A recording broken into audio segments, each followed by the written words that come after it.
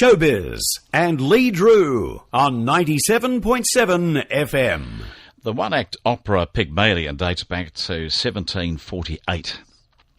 It inspired George Bernard Shaw's play of the same name, Pygmalion, and then inspired My Fair Lady. The Lyric Opera of Melbourne is staging it at Chapel Off Chapel. It's taking us back some hundreds of years to 1748, the Baroque period. My next guest began conducting in 2002. He hasn't stopped since. He is the chief conductor of the Australian International Opera Company, the artistic director of the Lyric Opera in Melbourne. He's hugely committed to young people. He heads up and conducts for the Melbourne Youth Music's Percy Grainger Youth Orchestra. Percy Grainger, a great muso, was here in Australia, of course, and died in, the US, about 1963, 64, I think it was. And it was his father who built Princess Bridge in Melbourne, Aldridge. So there's a little bit of history there. But I won't go into that because Pat Miller is on the line now to talk to us. And Pat is the artistic director and the conductor for the performances starting tonight at Chapel Off Chapel. Pat, welcome in. Hey, Lee, how are you doing? Good to have you with us. I'm doing well. Thank you for joining us today.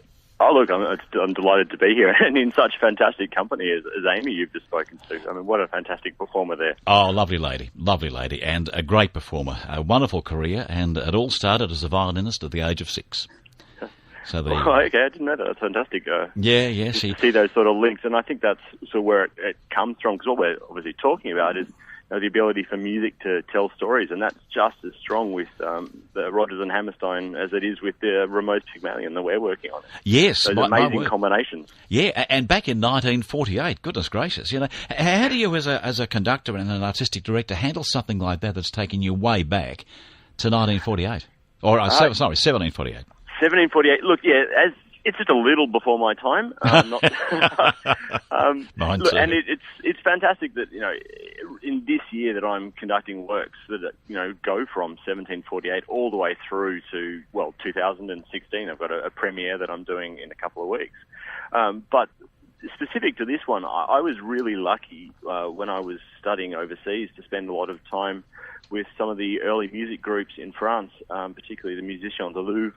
And the Orchestre Champs-Élysées, who specialise in this sort of stuff. So it's basically taking their knowledge and bringing it on here, because it's not like you can look it up in a textbook, and there's not much precedent for performing these works here in Melbourne. So it's great to be part of the process that's bringing this new, or rediscovering this repertoire here.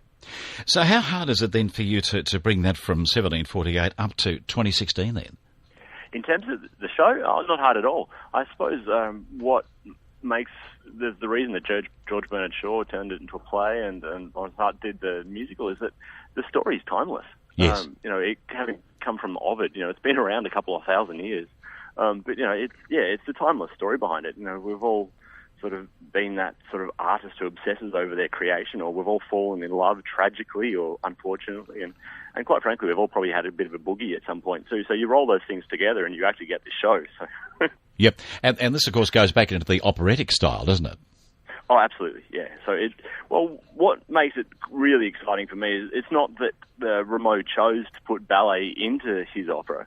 It was that when this was written, it was part of the art form. It was just considered normal that in any sort of sung work you'd have a dance component, mostly because the patron, the French king, was totally obsessed with dancing. So it was part of the whole process. So we're really lucky to have an amazing set of dancers who are collaborating and performing alongside our singers, and in fact crossing over. So the singers have to dance and the dancers have to sing, and it makes for a pretty entertaining evening. I read somewhere there's a little bit of a laugh in this as well, a bit of comedy, so that'll be nice and light. Yeah, look, as much as we're all trying to get our French accents around, it's very much tongue-in-cheek, I can promise you. Are you hidden behind that black curtain, are you, as the orchestra? Hidden a little bit. A little bit. We're subtly out of the way, so everyone can focus on what's going on right. Stage. But yeah, we're very lucky with Robert Sawinski, who's our designer, makes it.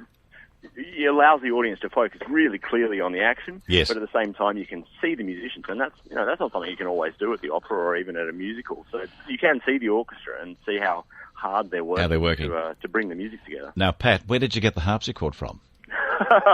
We have two, actually. You have two? Yeah, so we're very lucky. One's come from St Leonard's College, and the other is from Trinity College up at the University of Melbourne. Wow, both stuff. those organisations have been fantastic for us. Well done, well done. Yeah. Because trying to keep the things in tune is keeping us on our toes. Yes, my word. And not many people have a harpsichord these days, and for you to get hold of two harpsichords, that is phenomenal. Yeah, and look, that's been one of the challenges. Not just the instruments, those instruments, but also trying to find things like. So we're using an entirely period orchestra, so modern reproductions of instruments from the time, but trying to find things like a Baroque piccolo in Melbourne, that's been a special experience too. And you got one? Yeah, we got one. Well done, well done. Yeah. It's wonderful to see all these musicians who've trained in these really, spent so much time learning these really specific instruments to be able to, put them in the theatre and have them playing as they should be.